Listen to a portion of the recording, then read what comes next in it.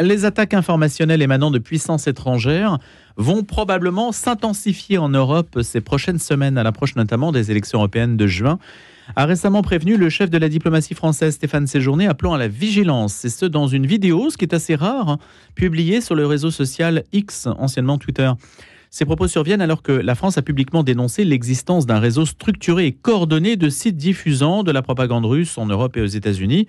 Alors si les canons parlent en Ukraine, ils se conjuguent aussi avec d'autres armes, les infox, la guerre informationnelle, donc laquelle peut même provoquer des coups d'État, semble-t-il. En tout cas, c'est la possibilité qu'a imaginé notre invité Jean-Christophe Rufin, médecin, diplomate, romancier, membre de l'Académie française.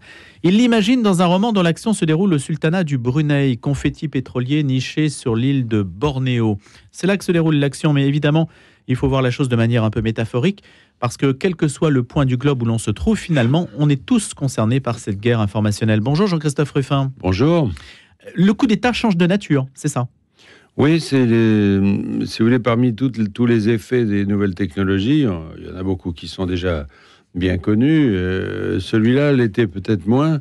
Ce que j'ai voulu raconter, parce que c'est un roman, donc il s'agit de mettre ça en scène avec des personnages, c'est qu'en effet, même le coup d'État est en train probablement d'entrer dans une nouvelle ère avec de nouveaux moyens. Parce que les coups d'État, ça a toujours passionné les écrivains, depuis Cicéron, la conjuration de Catilina, Machiavel, Bonaparte surtout.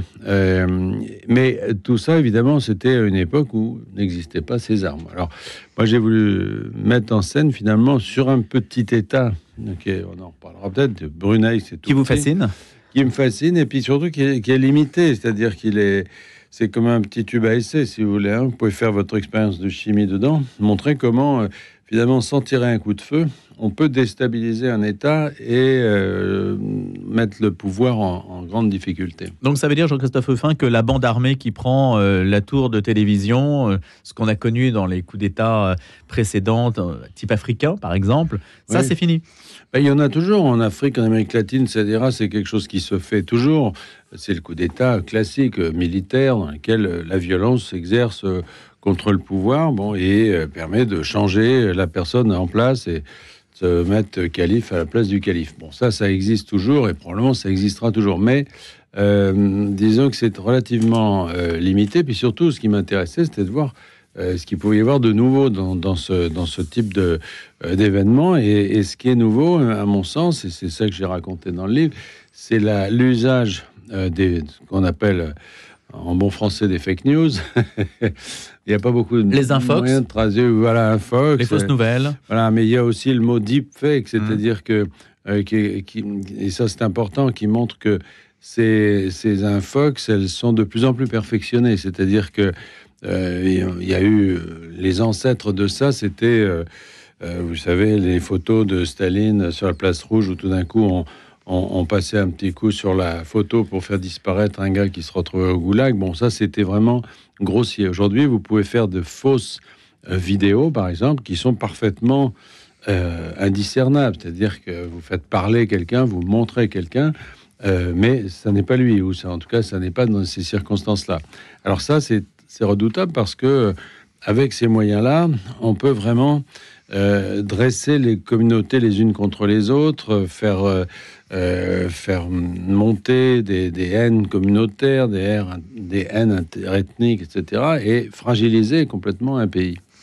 Jean-Christophe Rufin, votre expérience d'ambassadeur n'a-t-elle pas montré que finalement aussi la géopolitique, ça restait du concret, quand par exemple vous parlez de sociétés militaires privées qui aujourd'hui prennent de l'ascendant et que la France, par exemple, s'est retrouvée en butte en Afrique et a dû quitter des territoires avec lesquels, sur lesquels elle était présente depuis un certain temps, ça c'est quand même du concret. Ah oui, c'est tout à fait concret. Moi j'en ai eu effectivement, j'ai eu un petit peu à en connaître parce que en étant en fonction dans un pays sensible, dans une région sensible surtout, le Sahel, le Sahara, etc., j'ai dû effectivement, une fois, j'ai été en contact avec ce type de réalité. C'est d'ailleurs une anecdote en fait que j'ai tirée de là, qui a était un peu le déclencheur du livre, parce que le président sénégalais de l'époque m'avait raconté, au cours d'une conversation comme ça qu'on avait régulièrement, il m'avait dit que quand il était dans l'opposition, lui, donc avant d'être au pouvoir, une entreprise était venue le démarcher en lui disant, écoutez, on peut vous mettre au pouvoir, il n'y a pas de problème, on s'occupe de tout, hein, voilà, et puis, bien sûr, vous paierez après. Hein, c'est-à-dire que, voilà, et ça, c'est pas virtuel, parce que ça a déjà eu lieu, par exemple, en 2004, en Guinée équatoriale, qui est un pays d'Afrique très riche de son pétrole, un pétrole qui a été découvert il y a un peu de temps, mais qui est sur un petit pays, lui donne beaucoup de moyens. Ce pays a échappé, on peut dire, puisque ça n'a pas fonctionné, mais enfin, ça a été très loin, à un coup d'État de ce type, dont le commanditaire, en tout cas supposé, puisqu'il a été jugé pour ça, c'était le fils de Margaret Thatcher, qui était en lien avec un groupe armé, enfin un groupe de mercenaires qui était prêt à prendre le pays. Donc ça bien sûr, donc ça a été ça le déclencheur. Oui, c'était... donc il m'a raconté ça il y a déjà longtemps. Et ensuite, sont venues d'autres idées, si vous voulez, notamment, il y en a une qui est importante, je crois, à rappeler, c'est comme élément de contexte, c'est que sur les 200 et quelques États du monde aujourd'hui, vous en avez quand même une grande majorité qui sont petits, récents, faibles, mal protégés, pauvres surtout. Et quand vous comparez le budget de ces petits États à la puissance d'un certain nombre d'entreprises privées, notamment du numérique, puisque c'est là que se trouve aujourd'hui la valeur, hein, c'est dans un rapport de 1 à 300, 400. C'est-à-dire que ces entreprises sont énormément plus puissantes, si vous voulez, en termes financiers que ces États. Or, ces entreprises, il leur manquera toujours quelque chose, qui est la souveraineté. Et c'est là où, peut-être un jour, elles peuvent être tentées de s'emparer, on pourrait dire, de contrôler un État. C'est intéressant parce que le numérique aujourd'hui entre dans une phase de découverte et de recherche et d'application qui est sensible. C'est le transhumanisme, c'est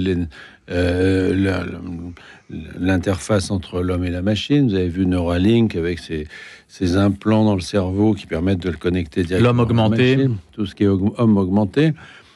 Tout ça vient aussi derrière toutes les biotechnologies, c'est-à-dire par exemple le clonage humain, toutes ces choses-là. Et ces nouvelles découvertes qui sont un petit peu l'étape prochaine de leur développement, évidemment, elles se heurtent dans des pays comme les États-Unis, par exemple, à des questions juridiques, morales. Le clonage, par exemple, a été interdit. Donc, on voit bien que ces entreprises sont un peu à l'étroit dans le cadre américain, ce qui a donné lieu d'ailleurs à des propositions il y a quelques années, assez récemment, de ces dirigeants de ces nouvelles technologies avaient proposé l'indépendance de la Californie, par exemple, très sérieusement, en disant, écoutez, l'État fédéral nous embête, il nous on n'a pas besoin de lui, tout simplement. Pas besoin de lui, et non seulement on n'a pas besoin de lui, mais il nous limite. C'est-à-dire que c'est toute l'ambiguïté de cette idéologie qu'on appelle libertarienne, qui est partagée par la plupart des dirigeants de ces grandes entreprises, Elon Musk, Bezos, etc., sont ce qu'on appelle des libertariens. Et qu'est-ce que c'est qu'un libertarien ? Ce sont des gens qui pensent que la liberté de création humaine ne doit pas avoir de limite. Autrement dit, que si vous pouvez faire quelque chose, vous devez avoir l'autorisation de le faire, dans quel que soit le domaine. Et là, en ce moment, ils sont un peu gênés aux entournures, parce que les moyens dont ils disposent maintenant les mettent en position vraiment de se confronter justement à ces limites, hein, notamment sur les questions, l'allongement de la vie humaine, etc. Enfin, toutes ces questions sensibles, là, ils sont un peu à l'étroit.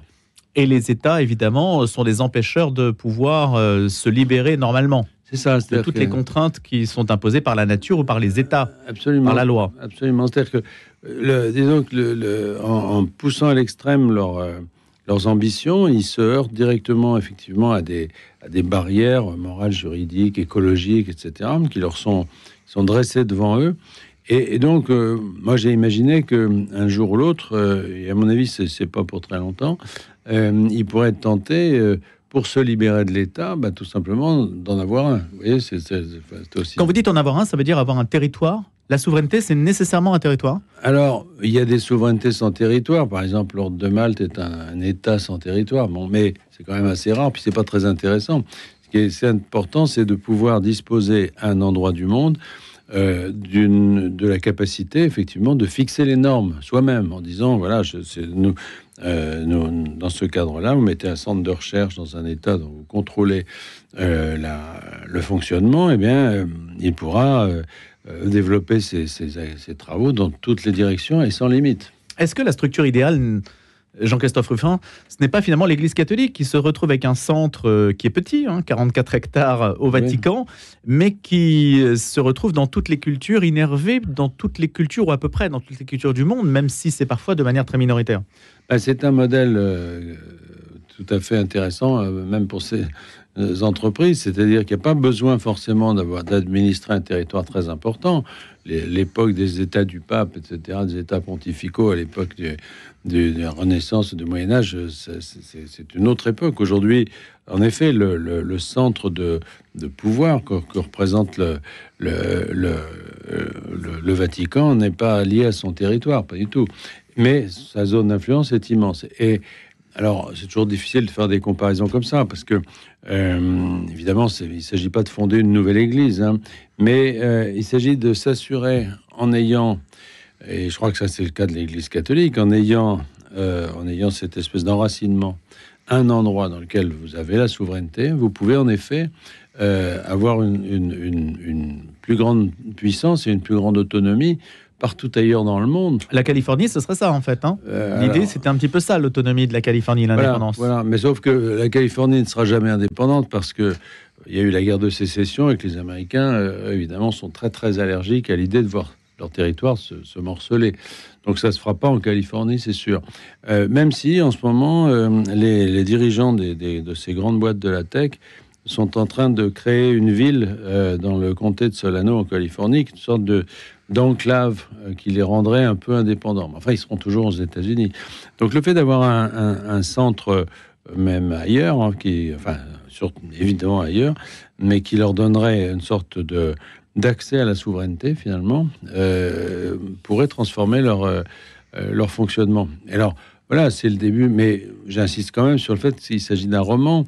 Les romanciers, j'ai la faiblesse de penser qu'ils voient parfois un peu plus loin. Les analystes politiques, quel que soit le respect que j'ai pour eux, n'ont vu venir aucun des grands événements de ces dernières décennies, ni le 11 septembre, ni tout ça. Personne n'avait prévu ces choses-là. Heureusement, d'une certaine façon. Oui, mais les romanciers, si vous regardez, l'avaient un peu anticipé. Et je pense que moi, je crois beaucoup, si vous voulez, que la technique romanesque, la plus classique, parce que moi, je suis pas un romancier expérimental, je cherche pas à transformer la forme du roman, ça ne m'intéresse pas. J'utilise l'héritage merveilleux que nous a légué Alexandre Dumas et les romanciers du 19e siècle pour poser cet outil sur le monde d'aujourd'hui.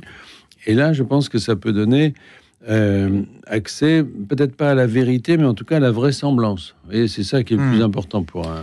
Et pourquoi, Jean-Christophe Rufin, vous qui avez écrit Rouge Brésil, vous n'avez pas choisi, par exemple, comme dans le film Mission, une sorte de petit territoire perdu en Amérique du Sud? Et pourquoi avez-vous choisi plutôt le sultanat du Brunei? Et parce qu'il fallait, si vous voulez, l'Amérique du Sud, c'est plus compliqué parce que ce sont des pays qui sont grands, donc complexes, et pour mettre en scène leur basculement, si vous voulez, ça serait beaucoup plus compliqué parce que le Brésil, c'est 200 millions d'habitants, etc. C'est plus compliqué, d'une part. Et d'autre part, parce qu'il y a des zones d'influence. C'est-à-dire que si vous choisissez de vous emparer, entre guillemets, d'un État dont la zone d'influence, par exemple des États-Unis, ou dans la zone d'influence chinoise, etc., ça n'ira pas très loin parce que le grand frère qui est pas loin, il mettra bon ordre. Brunei, l'avantage, alors d'abord c'est un lieu très romanesque, on pourrait y revenir, mais c'est un lieu surtout qui est situé au carrefour de plusieurs zones d'influence et qui finalement au fond, n'est sous la coupe de personne. Hein. Il y a un peu l'Australie, un peu la Chine, un peu l'Indonésie, un peu les Philippines. Mais vous auriez pu prendre le Bhoutan aussi. Oui, mais alors le Bhoutan, déjà, il faut y aller. Et puis, un des avantages de Brunei, si vous voulez, c'est que c'est un pays riche. C'est un pays dans lequel il y a un ordre social très stable. Le Bhoutan, c'est quand même un pays très fragile. Hein. J'ai eu la chance d'y aller, faire des trekking là-bas. On est quand même entre Chine et Inde dans une zone sensible. Brunei, ça a aussi un grand avantage d'un point de vue romanesque, hein, parce que c'est un décor étonnant. Si vous voulez. Voilà. C'est la jungle de Bornéo, puisque ça se situe dans l'île de Bornéo. C'est une île immense, hein, 2 fois la France, qui est couverte de jungle, couverte d'une forêt primaire extrêmement dense, pleine d'animaux, pleine d'oiseaux, etc.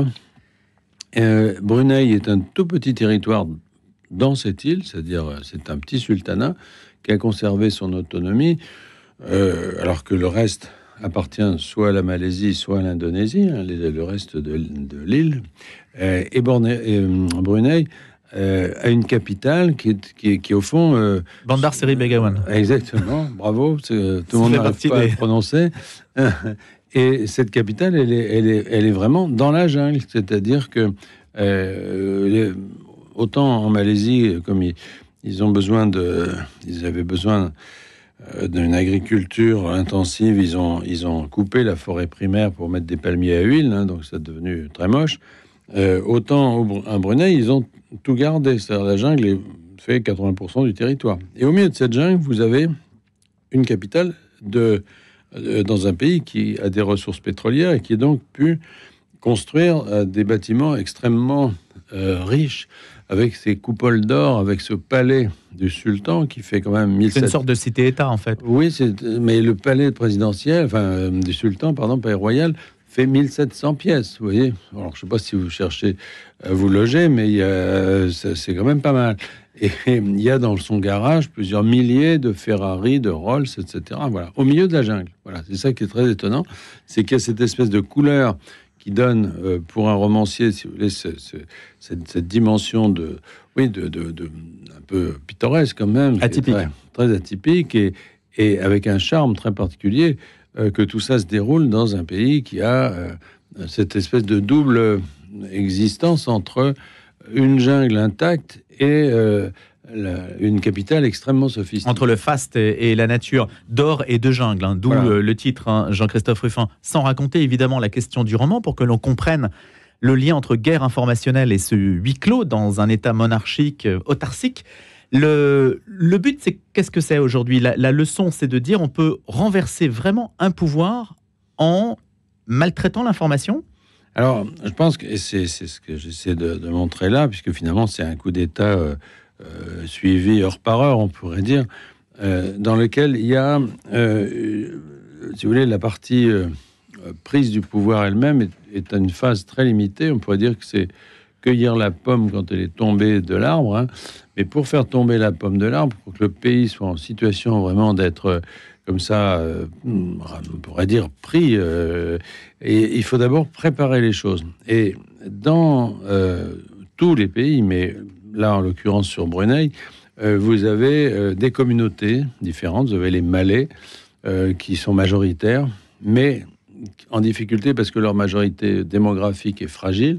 Vous avez des Chinois qui sont très industrieux, qui contrôlent le commerce, l'industrie, etc., mais auxquels on ne confère pas beaucoup de droits. Il y a beaucoup de ces Chinois sont apatrides, c'est-à-dire qu'ils sont nés sur place, mais on ne leur donne pas la nationalité. Donc, vous avez des Indiens ou des gens qui viennent du sous-continent indien. Enfin, vous avez des peuples de la forêt aussi, qui ne sont pas musulmans. Donc, toutes ces communautés, quand vous êtes pour l'instant dans le pays, elles sont un peu écrasées par la chape de plomb d'un régime très autoritaire, si vous voulez, qui écrase tout ça.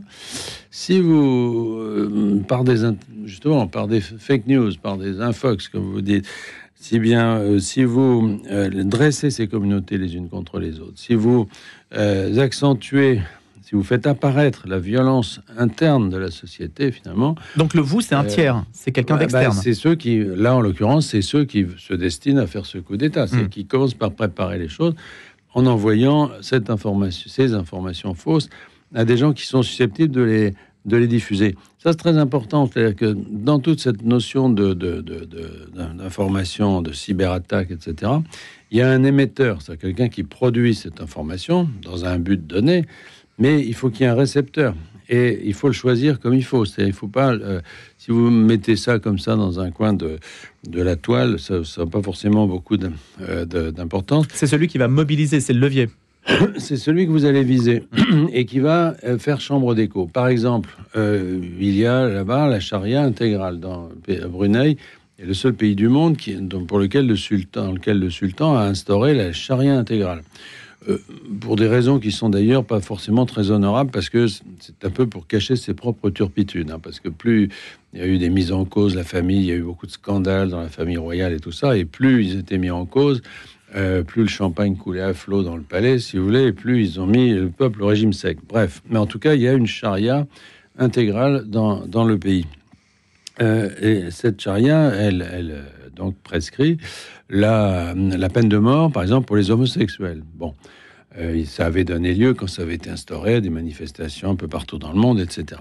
Là, une des fake news qui est injectée dans le système, c'est une fausse vidéo d'une exécution capitale d'un homosexuel. Évidemment, si vous mettez ça dans un coin de la toile, ça n'a pas d'intérêt. Là, elle va être envoyée directement à quelqu'un, un journaliste, qui lui-même a une sensibilité sur ce sujet et qui va donc l'authentifier. Et là, ça s'enclenche. Et vous ne croyez pas si bien dire, ou plutôt vous croyez c'est bien dire, Jean-Christophe Rufin, puisque avec ChatGPT, qui vient de lancer justement ce nouvel outil, la requête, il suffit même de dire à ChatGPT, fais-moi une vidéo d'un homosexuel mis à mort dans le sultanat du Brunei, et il vous fabrique automatiquement la vidéo. Voilà. Alors, donc ça, c'est extrêmement simple. C'est ça. Alors, il le fabrique avec des moyens qui sont pour le moment, enfin, en tout cas, il mobilise des moyens relativement, on pourrait dire, sommaires, c'est-à-dire que des gens qui étudient ça, des informaticiens qui regardent, peuvent voir, comprendre qu'il y a eu une manipulation, mais maintenant il y a des logiciels qui sont en cours de mise au point qui sont parfaits, c'est-à-dire dans lesquels vous n'avez aucune possibilité de déceler le montage. Et on va aller de plus en plus vers l'indiscernable, évidemment. Voilà. Un point, il nous reste malheureusement 2 minutes, Jean-Christophe Rufin. Quand vous avez dit ce sont les libertariens qui sont un peu à la manœuvre de tout ça, aujourd'hui, quand on parle des infox, on parle surtout de la Russie, donc un pouvoir impérial fort à l'ancienne, si on peut dire, et pas tellement des États-Unis. Vous renversez un petit peu la chose. Non, parce qu'en fait, si vous voulez, les problématiques sont différentes aux États-Unis et dans ces pays comme la Chine aussi, la Chine qui est très avancée dans le domaine de ces nouvelles technologies et qui contrôle ça en tant qu'État. Donc, si vous voulez, eux, il n'y a pas l'autonomie qu'il peut y avoir aux États-Unis. Aux États-Unis, vous avez des entreprises qui sont complètement en fait indépendantes, même si elles ont des contrats d'État, etc. Mais ce sont au fond des centres de pouvoir autonomes, les entreprises du numérique. En Chine ou en Russie, ce sont des bras spécialisés, on pourrait dire, de l'État. Donc là, j'allais dire, le problème ne se pose pas pour eux, puisqu'ils n'ont pas d'autonomie par rapport à l'État qui les contrôle. C'est un problème différent. Mais ce sont les mêmes moyens. C'est-à-dire que la Chine, aujourd'hui, dispose, et la Russie aussi, de moyens technologiques qui permettent d'influencer, en effet, la politique étrangère des autres pays. Et on le sait, les élections américaines ont été perturbées, et le seront sans doute encore, par des influenceurs russes très habiles. Merci beaucoup Jean-Christophe Rufin. Dans la jungle donc de Brunei, d'or et de jungle, on pourra s'initier donc à ces nouvelles technologies, à la capacité donc de pouvoir renverser aujourd'hui des régimes autoritaires. Vous avez pris comme décor le sultanat du Brunei. D'or et de jungle, c'est le dernier roman chez Calman Levy de Jean-Christophe Rufin que je remercie d'être venu ce matin. Merci beaucoup. Merci à vous.